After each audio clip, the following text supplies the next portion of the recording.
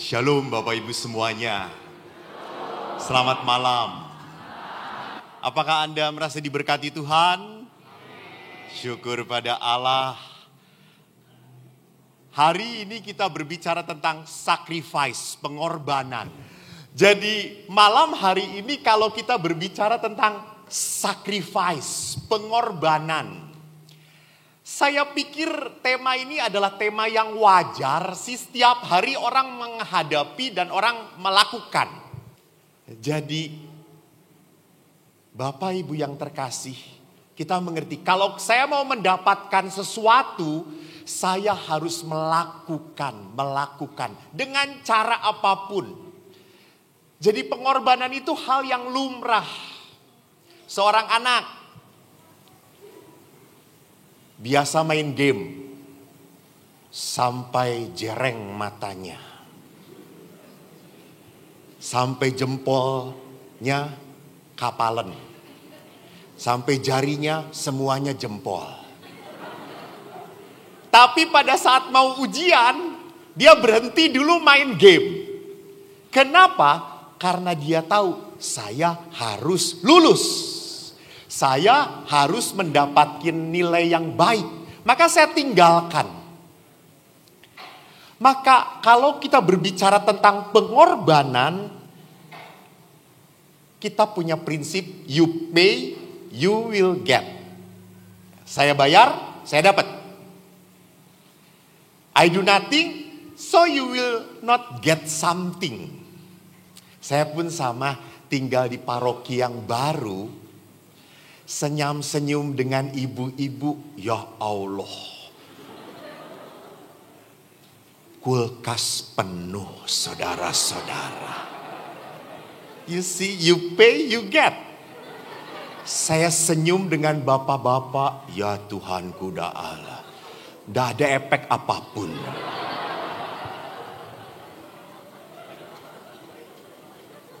Ibu-ibu itu kan langsung peka. Aduh Romo sudah makan belum? Di pastoran kurang apa? Saya senyum. Kurang gitu. You pay and you will get. Tapi pada saat saya mencoba untuk merenungkan pengorbanan. Kalau pengorbanan, kata dasarnya apa? Korban. Lebih senang mana? Anda mengorbankan orang lain atau dikorbankan oleh orang lain? Lihat toh, anak-anak kejahatan nggak langsung menjawab, cuma hehehe. Kita lebih senang mengorbankan. Korban. Jadi korban itu waktu saya lihat di dalam kamus, korban itu berarti orang atau binatang yang menjadi menderita akibat suatu kejadian atau perbuatan jahat. Jadi pengorbanan itu kata dasarnya korban. Pasti gak mau. Tetapi waktu saya coba lihat sacrifice. Kata dasarnya apa? Siapa yang tahu?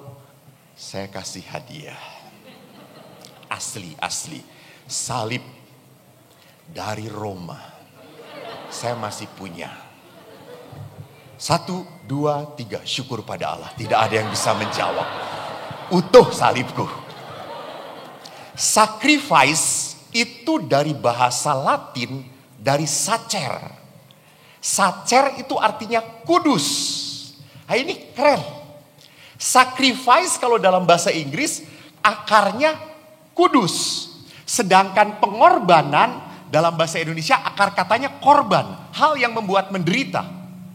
Maka saya harus lihat kembali kepada kata asli dong, sacrifice. Jadi rupanya pengorbanan ini membawa kekudusan. Dilakukan oleh siapa itu? Siapa? Anda semua sudah mengerti. Kita selesai KRK-nya. Rampung toh ya, ngerti kabeh kok. Maka sekarang kalau kita berbicara tentang pengorbanan, kita harus sadar bahwa di dalam pengorbanan itu berarti apa? Berarti kita harus lihat apa yang terjadi dengan Perjanjian lama. Pengorbanan mana yang paling dahsyat di dalam sejarah keselamatan? Pengorbanan siapa yang terjadi paling dahsyat selain Yesus? Ya selain Yesus. Jangan ngomong salib lagi nih. Selain Yesus. Pengorbanan mana yang paling dahsyat di dalam sejarah keselamatan iman? Anda tahu pengorbanan yang paling dahsyat? Betul, Abraham. Abraham. Anda pernah mendengar kisahnya? Abraham kisahnya begini, saya bacakan. Setelah semuanya itu Allah mencobai Abraham. Ia berfirman kepada Abraham, Abraham, sautnya, ya Tuhan, firman-Nya, ambillah anakmu yang tunggal itu yang engkau kasihi, yakni Ishak. Pergilah ke tanah Moria dan persembahkanlah dia di sana sebagai korban bakaran pada salah satu gunung yang akan kukatakan kepadamu. Keesokan harinya pagi-pagi bangunlah Abraham, ia memasang pelana keledainya, memanggil 2 orang bujangnya beserta Ishak anaknya. Ia membelah kayu untuk korban bakaran lalu berangkat. Ia dan pergi ke tempat yang dikatakan Allah kepadanya. Ketika pada hari ketiga Abraham melayangkan pandangan, kelihatan kepadanya tempat itu dari jauh. Kata Abraham kepada bujangnya, tinggallah kamu di sini dengan keledai ini. Aku beserta anakku akan pergi ke sana. Kami akan sembayang. Sesudah itu kami kembali kepadamu. Lalu Abraham mengambil kayu untuk korban bakaran dan memikulnya ke atas bahu Ishak anaknya. Sedang di tangannya dibawanya api dan pisau. Demikian keduanya berjalan bersama-sama. Lalu berkatalah Ishak kepada Abraham ayahnya, Bapa, sahut Abraham, ya anakku, di sini sudah ada api dan kayu. Tetapi di manakah anak domba untuk korban bakaran? Sahut Abraham, Allah yang akan menyediakan anak domba untuk korban bakaran baginya anakku. Demikianlah keduanya berjalan bersama-sama. Dan akhirnya sampailah mereka ke tempat yang dikatakan Allah. Lalu Abraham mendirikan mezbah di situ. Disusunlah kayu, diikatnya Ishak anaknya itu, diletakkan di mezbah itu di atas kayu api. Sesudah itu Abraham mengulurkan tangannya lalu mengambil pisau untuk menyembelih anaknya. Namun berserulah malaikat Tuhan dari langit, Abraham, sautnya, ya Tuhan, jangan bunuh anak itu. Jangan kau apa-apakan dia. Sebab telah ku ketahui sekarang bahwa engkau takut akan Allah. Lihat Bapak Ibu. Inilah tindakan pengorbanan yang besar sekali dari seorang sosok bapak beriman. Dia dijanjikan anak, baru punya satu, suruh dikorbankan. Waktu ke Gunung Moria, Abraham sudah tahu nggak bahwa dia harus mempersembahkan Ishak? Sudah tahu atau belum? Sudah diberitahu bahwa Ishak kau harus persembahkan. Dan Abraham melakukan. Lihat, sacrifice berhubungan dengan kekudusan di sini. Mengapa Abraham menjadi kudus? Karena dia mengikuti kehendak Allah. Jadi kekudusan ini muncul pada saat orang mempunyai relasi dengan Sang Allah, Sang Ilahi. Halo, bukan hanya manusia yang kayak gitu. Allah pun demikian. Allah lebih dahsyat dituliskan dalam Injil Yohanes. Dituliskannya begini, dikatakan apa? Yohanes bab 3 ayat 16. Karena begitu besar kasih Allah akan dunia ini, sehingga ia telah mengaruniakan anaknya yang tunggal, supaya setiap orang yang percaya kepadanya tidak binasa, melainkan beroleh hidup yang kekal. Ini tindakan Allah. Jadi Allah itu tahu manusia itu kelak upah dosa adalah maut, mati. Tetapi Allah tidak tega. Allah ingin manusia itu bersatu lagi dengan penciptanya di surga. Maka dia utus anaknya untuk menebus. Manusia sudah direnggut oleh dosa dan dimiliki oleh roh jahat. Dan Allah menebus lagi sehingga ini kembali menjadi anak Tuhan. Lihat, ini karya Allah. Di dalam kerangka apa? Penebusan. Maka kita bisa lihat di dalam nilai-nilai pengorbanan itu ada apa saja. Pertama, di dalam pengorbanan pasti ada satu. Saya yang akan saya berikan, kan mengorbankan itu kan berarti saya memberikan sesuatu. Itu pasti yang berharga. Pasti yang berharga. Itu pengorbanan. Maka seringkali suka aneh. Orang mengorbankan, saya mau nyumbang. Sumbangan ini pengorbanan. Apa yang disumbangkan, Pak? Baju bekas. Ini kan sudah tidak dipakai lagi, tidak berharga. Itu bukan pengorbanan. Jadi pengorbanan itu adalah sesuatu yang paling berharga. Dan saya lakukan itu, kenapa yang paling berharga ini saya berikan? Karena saya ingin mendapatkan sesuatu yang lebih berharga, lebih mulia. Maka di dalam kitab Kejadian bagus sekali Tuhan berkata apa?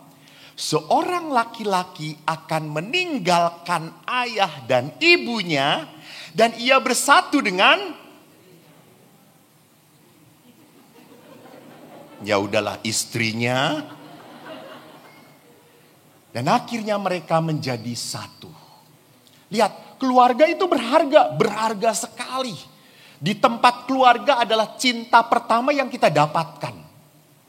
Tetapi relasi dengan keluarga saya tinggalkan untuk membangun sebuah keluarga yang lebih berharga. Lihat. Jadi di dalam pengorbanan itu ada sesuatu apa? Gerakan untuk apa? Sacrificing, mengorbankan.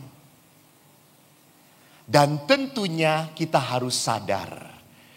Pada saat orang harus mengorbankan pasti punya penderitaan. Benar atau tidak? Berarti pasti kita kalau pada saat pengorbanan ada sesuatu yang hilang. Ada sesuatu yang hilang. Kalau saya sudah berkorban, ada sesuatu yang hilang dalam diri saya. Contoh, ada seseorang anak bertanya, Romo itu ndak kawin berkorban atau tidak?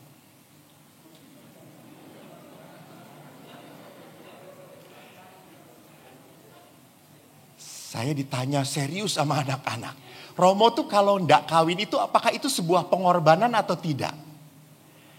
Saya katakan begini, nak, dulu waktu awal-awal saya jadi Romo, saya nggak menikah, itu saya lihat sebagai pengorbanan. Tetapi setelah saya menjadi imam bertahun-tahun mendengarkan konsultasi, Anda langsung tahu jawabannya ya. Tidak menikah itu anugerah terindah, saudara-saudara. Bukan pengorbanan, enggak. Jadi saudaraku, lihat yang terjadi. Bahwa di dalam sebuah pengorbanan, di dalam sebuah sacrifice, ada sesuatu yang hilang, benar. Jadi memang di dalam, sekali lagi di dalam sebuah pengorbanan ada dua hal tadi yang menarik. Bahwa ada sesuatu yang berharga yang saya berikan untuk sesuatu yang lebih berharga. Namun yang kedua pun di dalam sebuah pengorbanan ada sebuah hal yang saya kehilangan dan membuat menderita. Nah, menjadi masalah. Kalau saya berkorban untuk diri saya akan happy-happy saja, enteng melakukannya. Anda pun sama, sacrifice untuk anak-anak Anda. Anda capek bekerja, lalu pulang ke rumah, anak-anak cerita, "Ma, makanannya ndak enak, buatan mama enak banget." Pasti mamahnya akan langsung melakukan untuk anaknya. Dan dia sukacita pada saat sudah masak dihabiskan, senang. Ibu saya itu kalau udah masak senang sekali dihabiskan. Kami anak-anaknya menghabiskan bukan karena enak. Karena tidak ada pilihan lain. Selain dua, lapar dan makan. Ya sudah, kita makan. Jadi kita melakukan pengorbanan akan enteng, mengalir begitu saja kalau untuk orang-orang yang kita sayangi. And a big question is, kalau saya berkorban untuk orang yang pernah mengkhianati saya, pernah menyakiti saya, dan orang itu adalah orang yang saya sayangi. Ini menjadi sebuah sacrificing yang berat banget. Apalagi orang itu sudah tidak berharga lagi. Tak pateni wae.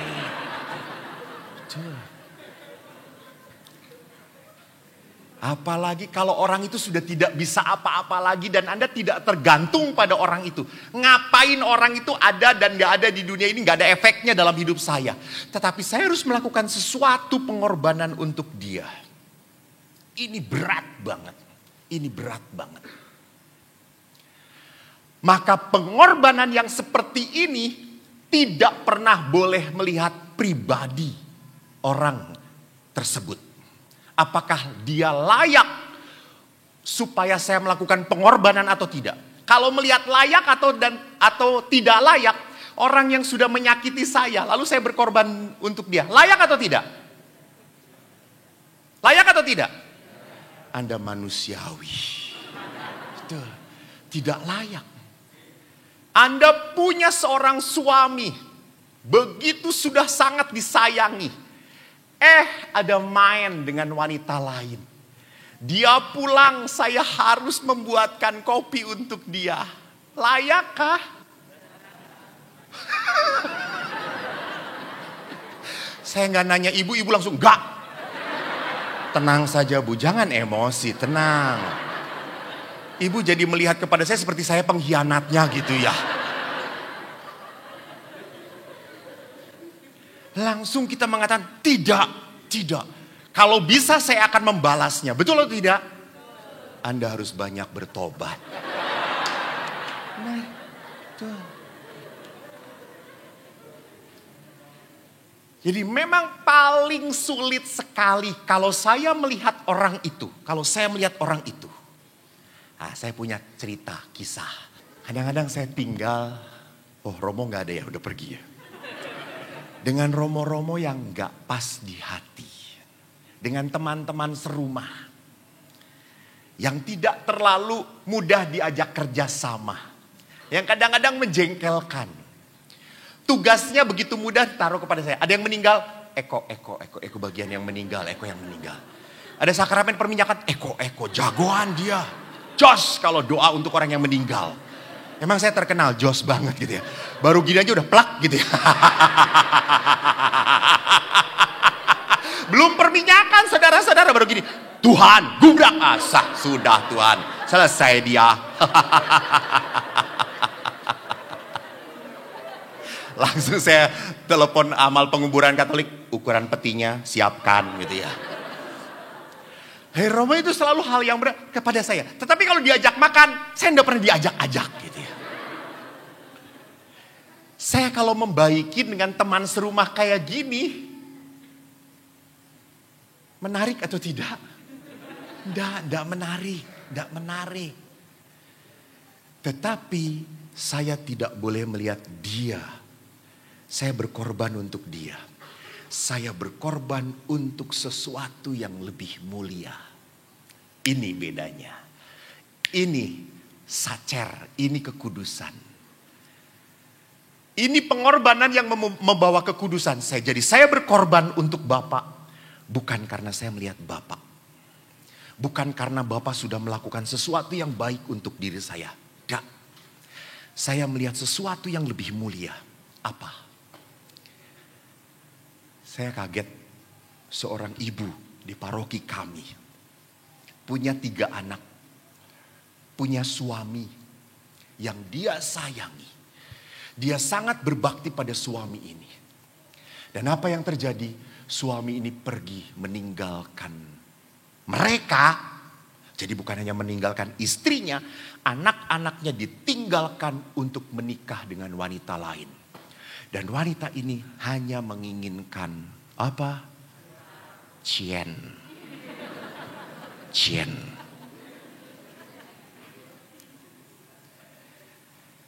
Dan yang hebatnya si perempuan ini, dia kerja keras. Dia besarkan anak-anaknya. Dia pernah cerita beberapa kali dengan saya. Saya tanya, ibu punya kemarahan? Marah saya pastor, jengkel. Tetapi dia tetap suami saya pastor. Terus kalau dia datang, lalu dia berkata, akan kembali lagi. Ibu terima atau tidak? Apa jawaban ibu itu? Dia narik nafas. Semoga.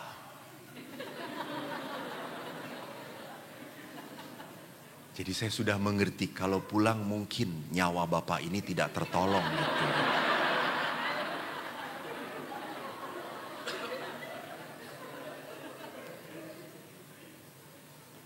Dan apa yang terjadi? Betul saudara-saudara. Ibu ini konsultasi dengan saya kurang lebih bulan Februari. Juni kembali lagi. Dan sudah piansui. Habis. Dia sudah lumpuh, tidak bisa apa-apa. Dan dia datang dan yang hebatnya apa? Istrinya merawat. Saya berkata, edan bu, edan. Hanya orang gila yang bisa seperti ini, betul atau tidak? Dan pasti orang yang seperti ini pengikut orang gila. Hey, Yesus pernah disebut gila. Jangan lupa.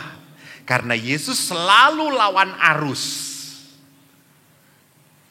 Orang yang tidak layak diterima, dia terima kembali. Dan sampai akhirnya tak lama kemudian memang suaminya meninggal. Saya pernah mendekati. Mbok racun yo.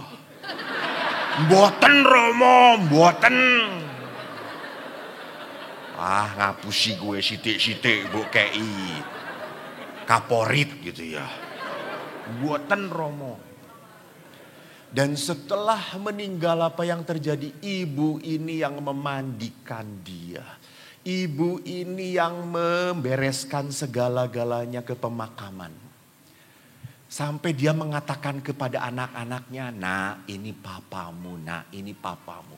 Kamu harus sayang pada papa. Ini lihat. Bukan hal yang mudah. Lalu saya tanya ibu ini setelah penguburan. Bu, ibu mengorbankan perasaan ibu, mengorbankan emosi ibu, mengorbankan kemarahan ibu. Kenapa ibu lakukan menerima dia? Apa jawaban itu? Ibu itu, Romo, jujur saya tidak butuh dia. Anak-anak butuh dia. Wow. Saya sudah tidak butuh dia sebetulnya. Tapi anak-anak masih butuh bapaknya. Itu yang pertama. Yang kedua, Romo, saya sudah janji kepada Tuhan. Saya akan mengabdikan diri dalam untung dan malang, sehat dan sakit. Dan di waktu suami saya benar dan error. Lo bener lo bu, bener lo. Itu nanti ada tambahan janji perkawinan. Karena sekarang banyak suami yang dan istri lebih enaknya menghina kaum laki-laki.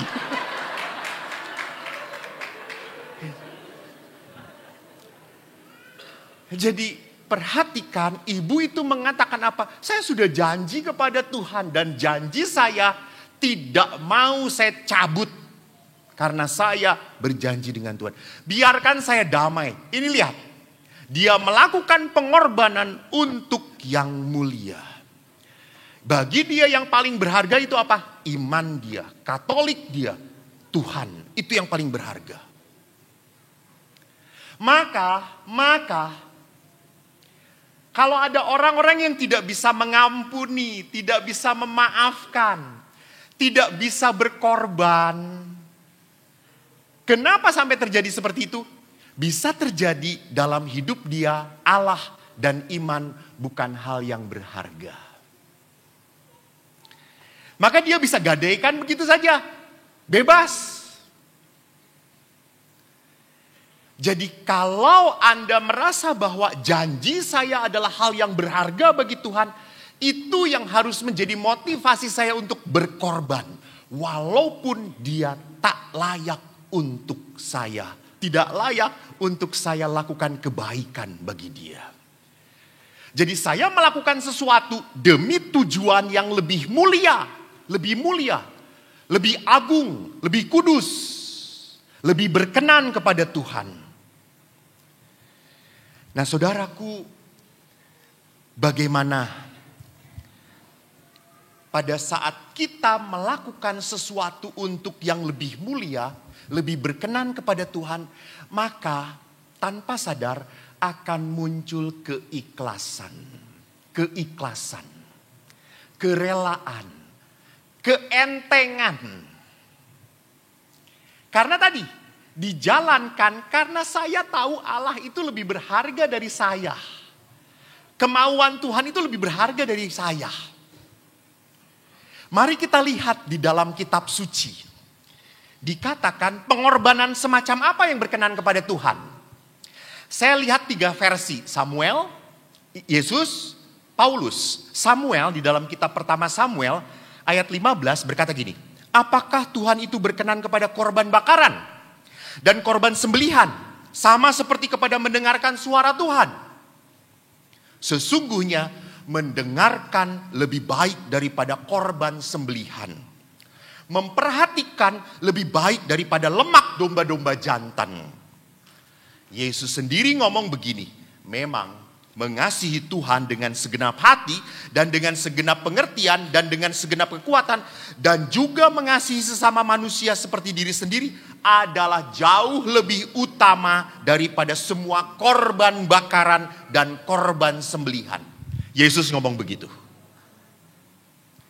Dan yang terakhir Paulus berkata, saudara-saudaraku, demi kemurahan Allah, aku menasihatkan kamu supaya kamu mempersembahkan tubuhmu sebagai persembahan yang hidup, kudus, berkenan pada Allah, dan itulah ibadahmu yang sejati.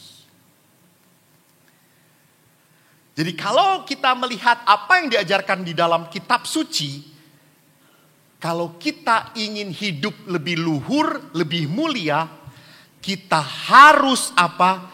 Kita harus mengubah cara pikir kita, cara bertindak kita, cara kita berbela rasa dengan pola hidup beriman.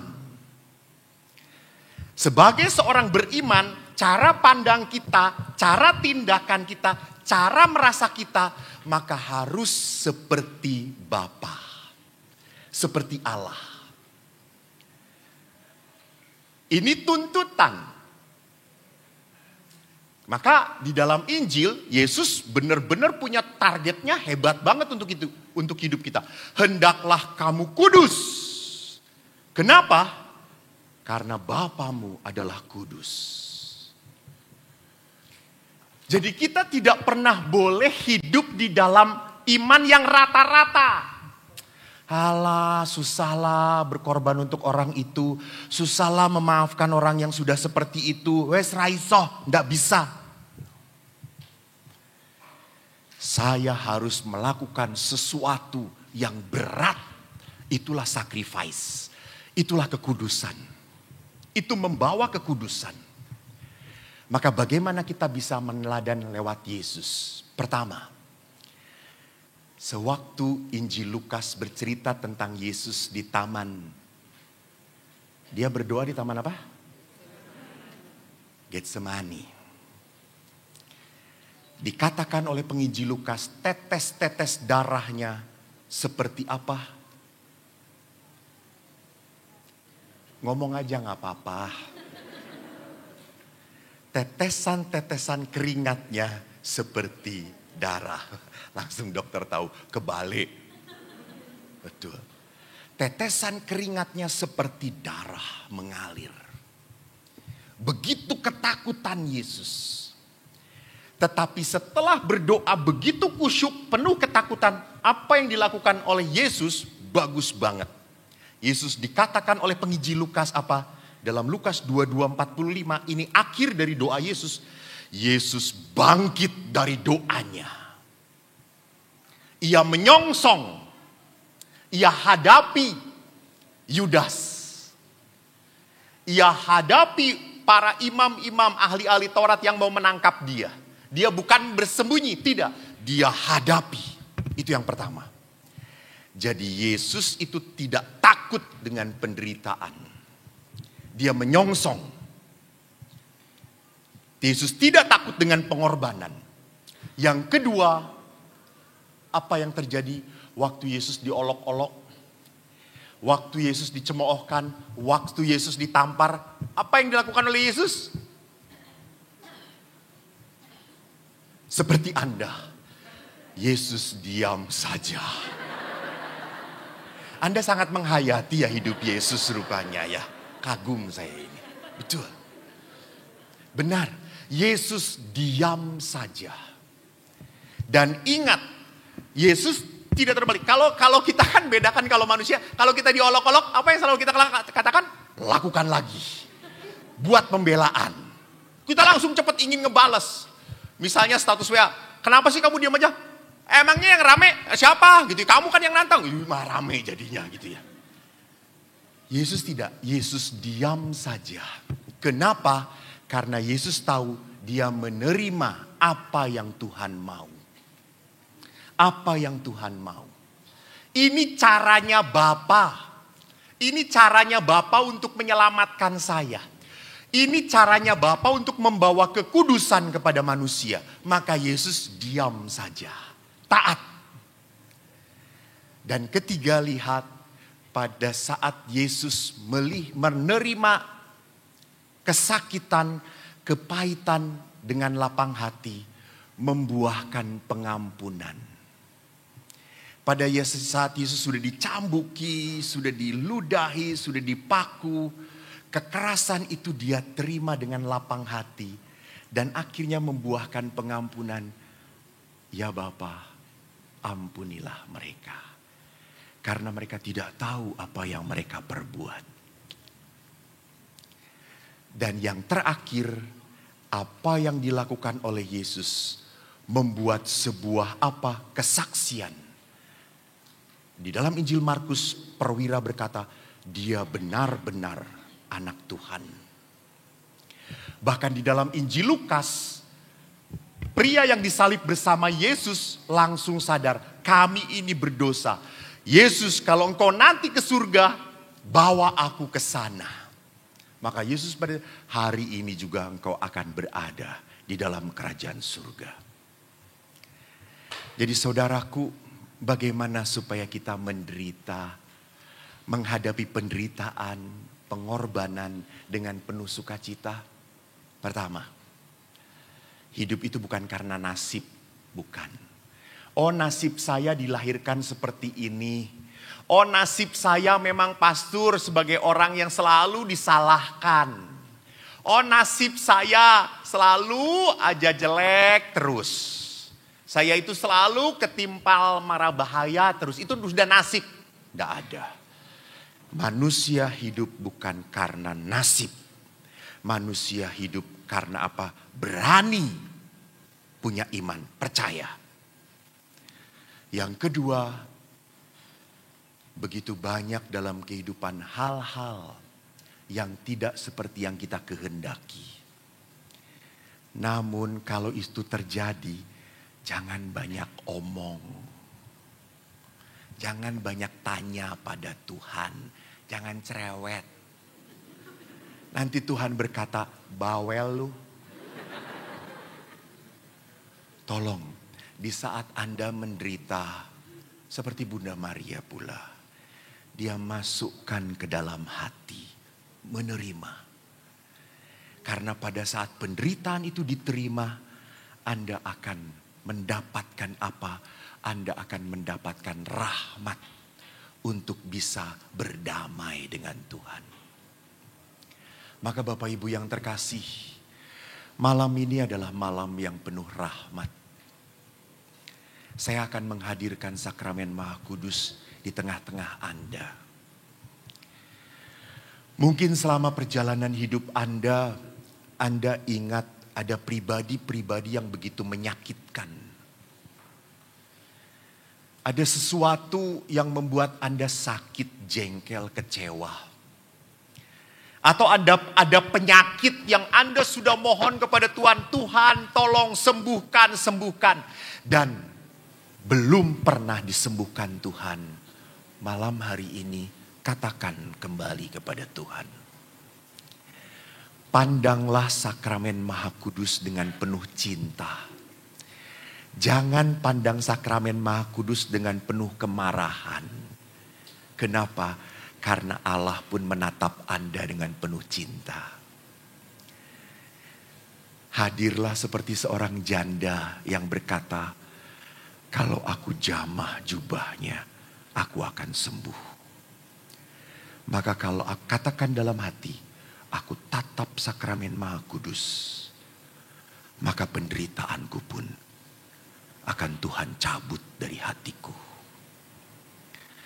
Nanti saya berjalan, di setiap tempat saya akan memberkati Anda. Pandanglah sakramen Maha Kudus itu. Sekali lagi, bawalah seluruh penderitaan Anda, seluruh kesakitan Anda. Sakramen Maha Kudus adalah Allah yang hadir, sungguh hadir. Malam ini Allah akan melakukan sesuatu untuk kita. Mari kita persiapkan hati kita. Kita hening sejenak. Kita biarkan kenangan-kenangan yang sakit, yang menyakitkan. Malam hari ini ingin kita hadirkan ke hadapan Tuhan.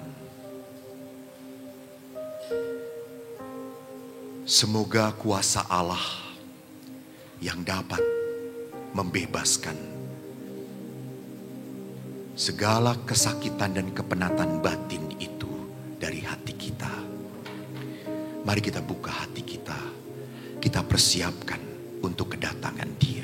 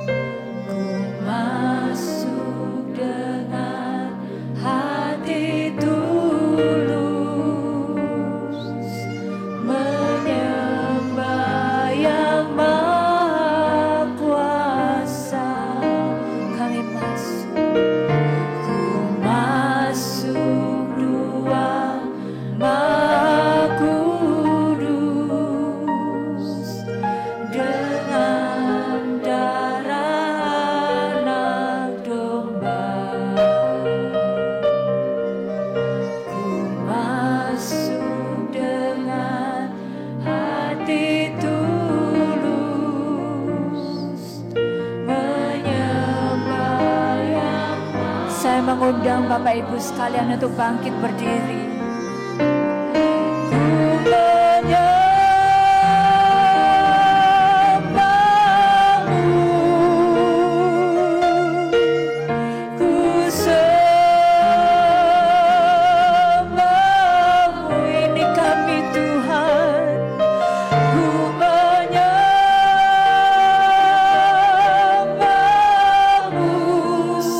Hidup kami, ku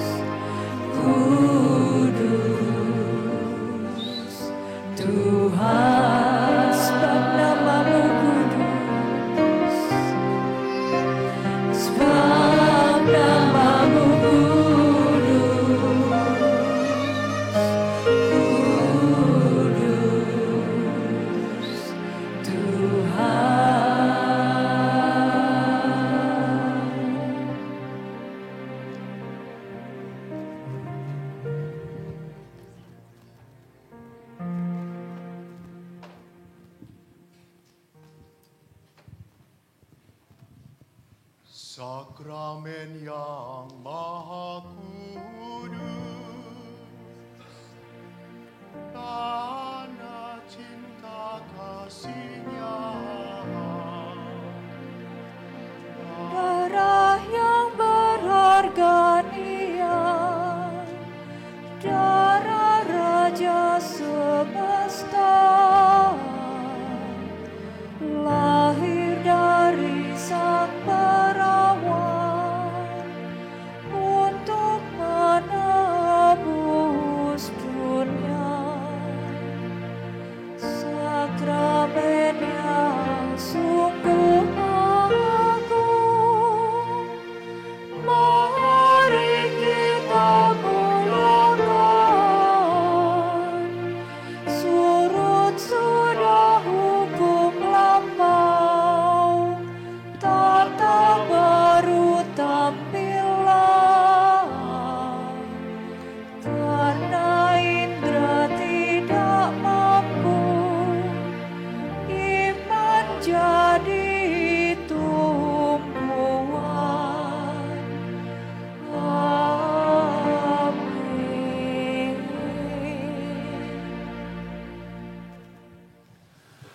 Ambillah sikap hormat,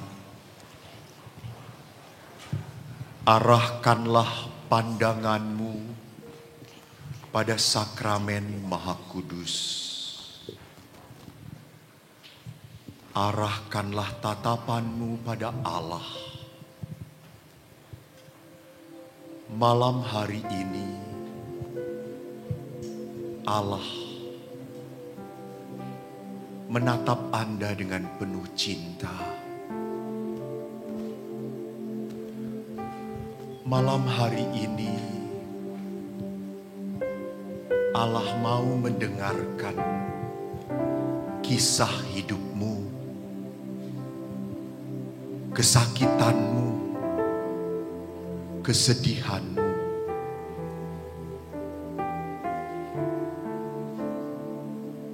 Malam hari ini, Allah ingin meringankan hidupmu.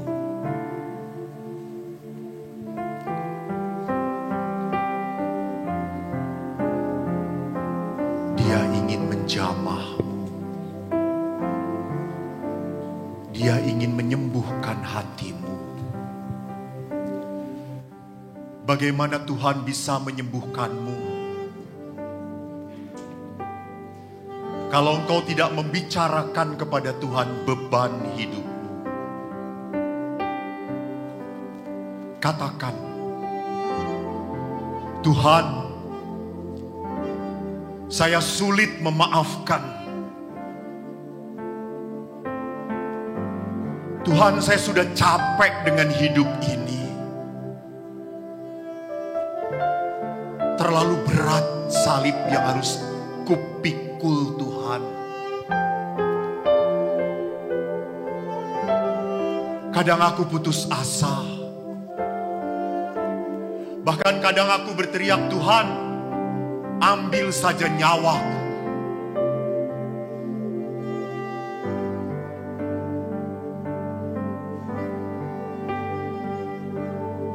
Mungkin Anda menyimpan marah. Karena sudah sekian lama Allah tidak mendengarkan doamu.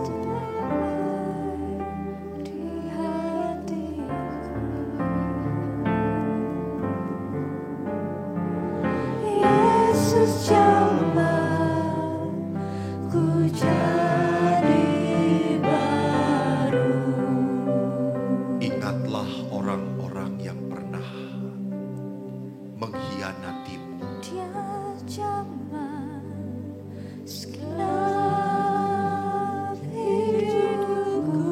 Ingatlah orang-orang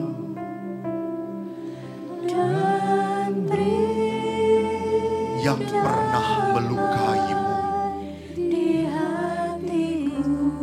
Sudah sekian lama engkau menghindari dia. Bahkan mungkin orangnya sudah meninggal, namun kemarahan masih ada di hatimu. Dan bisa jadi itu adalah orang tuamu. Atau bahkan hari ini Anda hidup dengan orang yang sungguh menyesakkan dalam hidup Anda. Orang yang sudah kau sayangi, orang yang sekian lama kau percayai, namun begitu saja ia mengkhianatimu. Ia lari dari tanggung jawabnya. Tuhan,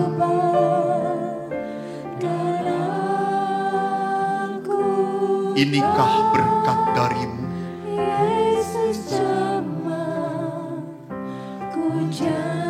Atau Anda kecewa dengan anak-anak Anda? Setelah begitu dewasa, mereka pergi, tak pernah sedetik pun menyapamu, bahkan menanyakan keberadaanmu. Kau serasa dilupakan. Tuhan, inilah kepenatan hidup kami. Kami mohon jamahan-Mu Tuhan. Peganglah hatiku, peganglah hatiku Tuhan. Sembuhkan dan pulihkan Tuhan. Bapa, sentuh hatiku. Ubahlah hati yang penuh beban ini dengan hati yang mampu mengampuni, memaafkan. Atau sudah sekian lama Anda menderita penyakit yang sampai sekarang belum disembuhkan Tuhan. Begitu banyak dokter Anda kunjungi, begitu banyak uang sudah Anda habiskan, namun penyakit ini bukannya pergi, malah semakin parah. Biarlah malam hari ini kita bawa kepada Bapa kita.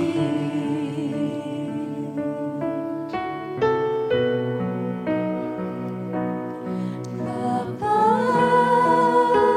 sentuh hatiku. Atau mungkin malam hari ini Anda ingin membawa orang-orang yang sakit, yang saat ini sedang terbaring. Kita bawa dia ke hadapan Tuhan. Biarlah Allah sendiri yang menjamah, memulihkan dan menyembuhkan mereka.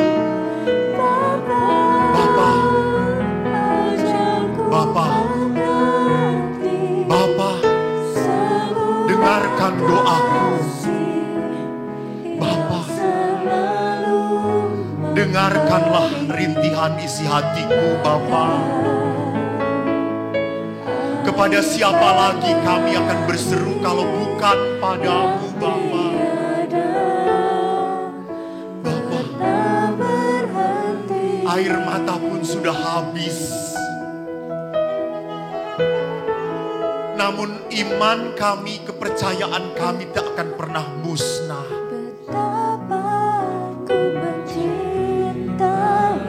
Kami tetap percaya. Kami tetap percaya.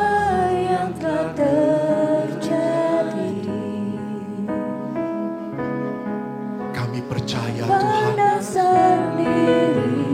Dikala kami menatap tubuhku, tubuh yang berlumur darah, tubuh yang menjadi kekuatan bagi kami,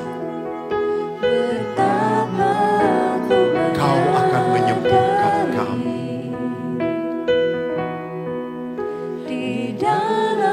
Kau akan memulihkan kami. Di saat kami menatap sakramen Maha Kudus, Kau lembutkan hati kami. Kau mampukan kami untuk memaafkan orang yang telah menyakitkan. Kau angkat penderitaan kami. Kau angkat penyakit kami. Kau pulihkan kami. Bapa,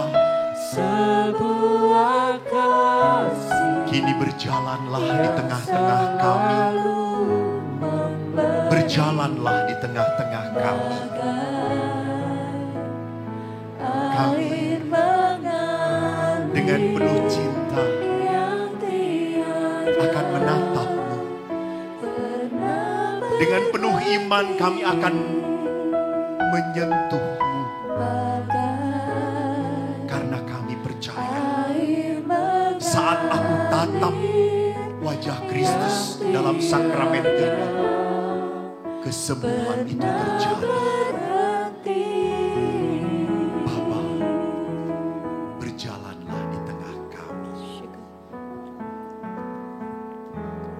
Kini saya akan membawa sakramen Maha Kudus itu ke hadapan Anda. Tataplah Tuhan dengan penuh cinta. Percayalah, malam ini adalah malam yang penuh berkat bagi Anda. Di bawah kaki-Mu, demikian hidupku mau mengasihi-Mu. Yesus, Engkau baik bagiku. Sampai akhir ku menutup mata, ku tetap setia menanti janji-Mu. Sampai ku dapatkan mahkota kehidupanku.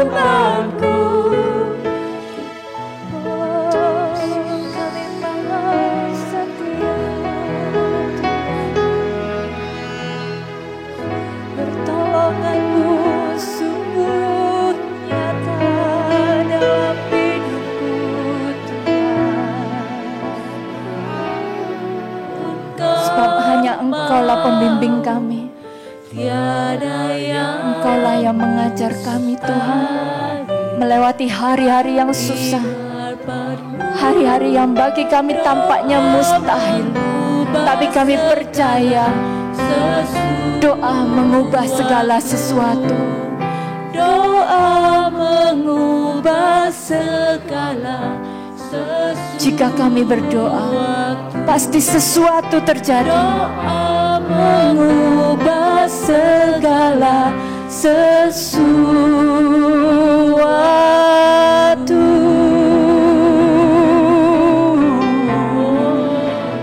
Sebab Engkau adalah Tuhan yang ajaib. Ajaib Tuhan. Kuasa melepaskan Anda dari segala beban hidup Anda, Amin. dari segala penyakit Anda, Amin. dalam nama Bapa dan Putera dan Roh Kudus. Amin.